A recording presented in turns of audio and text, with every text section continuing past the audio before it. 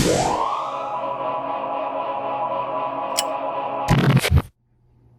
there, YouTube fam.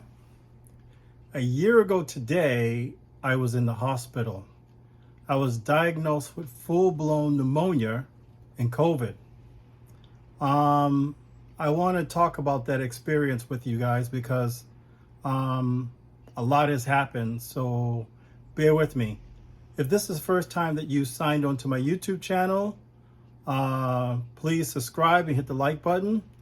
I'm Richard. I've been living here in Japan for about 21 years. I'm from America, Boston, Massachusetts. And I came here in 2000, so I've been here, more than 22 years now. And I got married about 10 years ago and have two wonderful children. As you know, the COVID situation has been going on for about a year. A year after that, a year later, in 2021, on May 12th, I had a fever. My fever temperature was about 38.3, which is about 101, 102, most like 101 Fahrenheit. And I had that for about 3 days. And more my temperature was getting worse, but my breathing and my asthma was getting really bad. Where at a point, whenever time that I got up, I felt really bad. I was kind of scared because I'm saying to myself, hey, it's about time that I, go check into a hospital. But I didn't want to have my family worried, and I definitely want to have my kids worried. I didn't want no ambulance come picking me up from my apartment.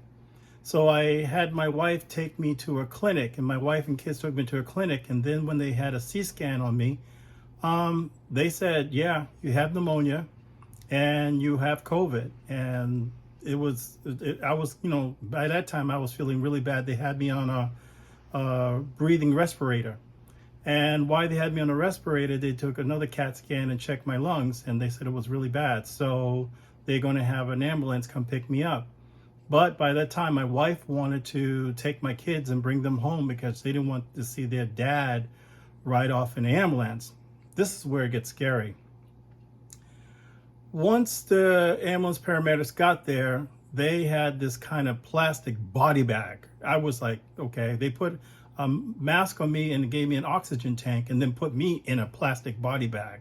It was kind of clear, it was white and clear, and then they zipped it up, okay? Now, I'm claustrophobic. So being scared and paranoid, then they wheeled me out and I'm in a plastic bag, and that terrified me. And then they had me in the hospital. They ran me upstairs and they did a couple of more tests, and then they gave me some ultimatums, and they said, well, they're going to put me on a breathing respirator, but if it gets bad, they're going to have to have me go under. So I had to do a verbal consent, and I said, yeah, okay, fine, all right. So after that, I passed out. I was out. During that time that I was out,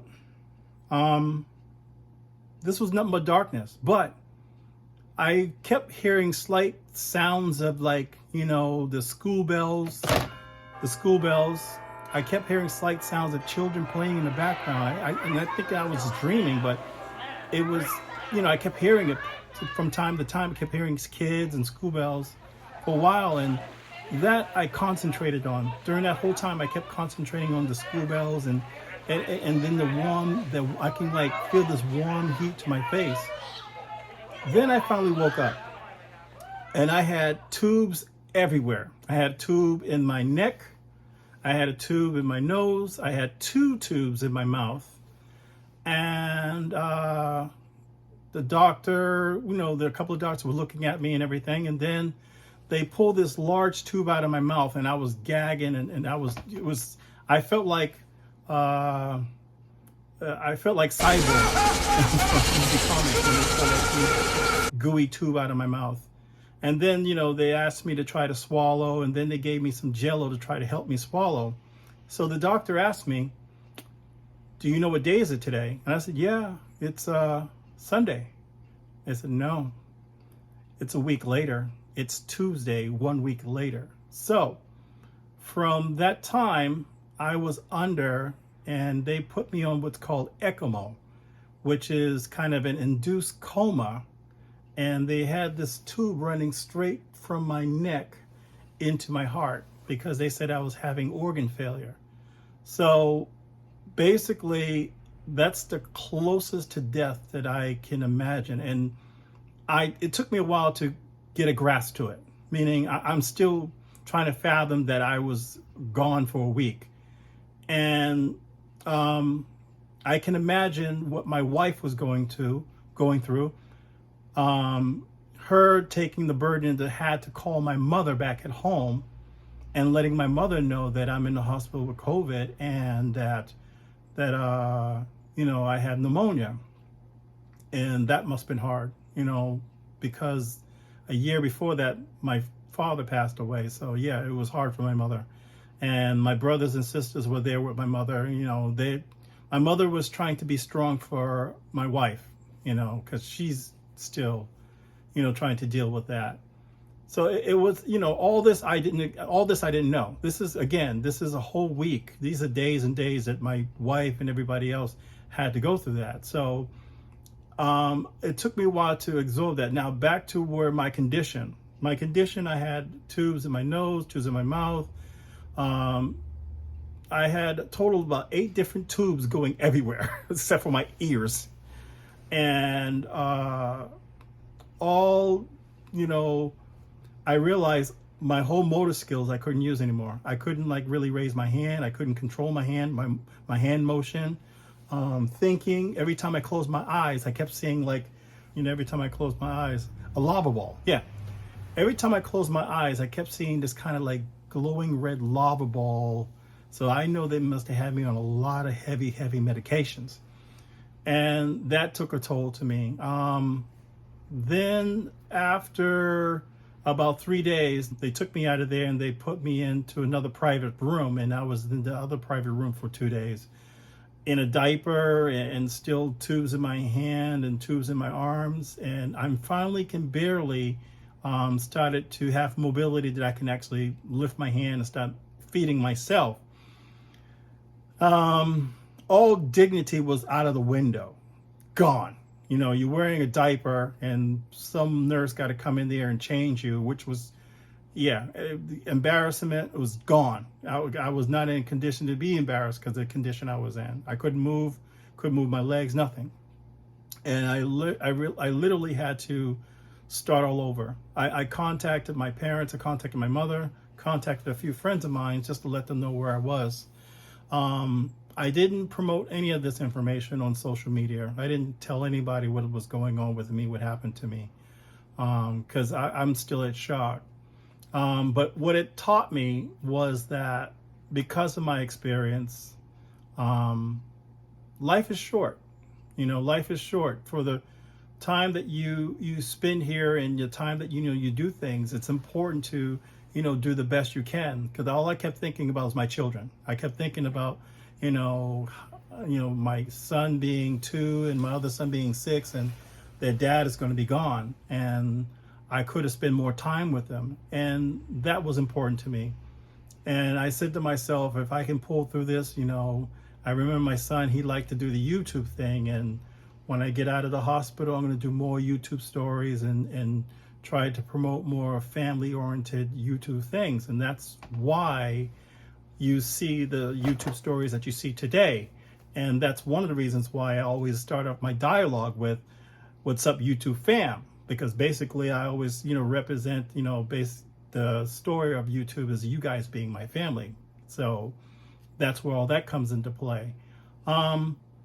Again, it taught me how to, deal with myself, learning how to walk again, learning how to move again. It took some time.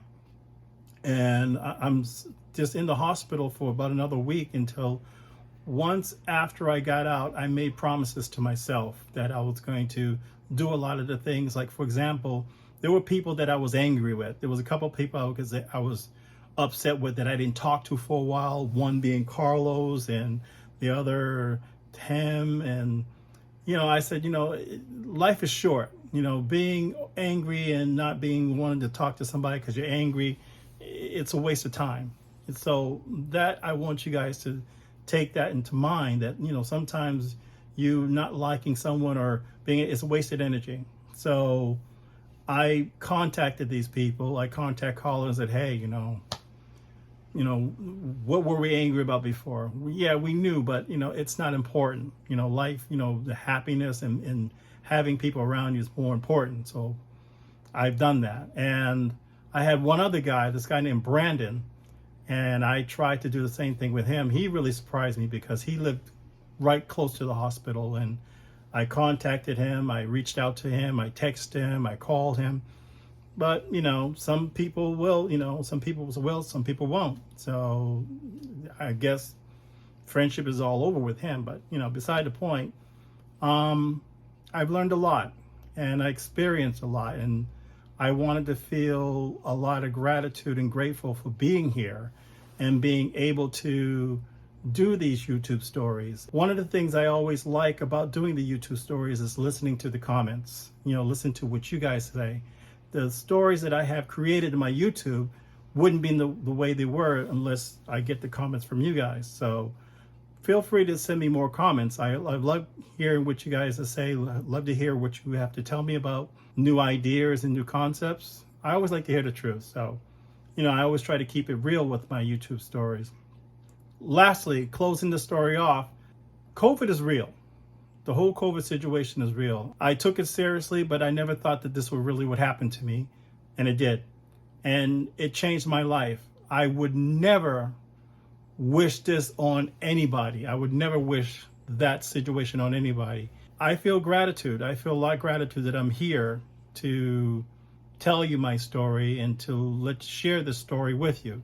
Most likely my wife is going to be against this story because, she don't want to rehash it. But yeah, I need to, share this because this is a time that it's been a year ago today. And this is the time for me to, feel grateful for just, being able to be with my family and being with you guys.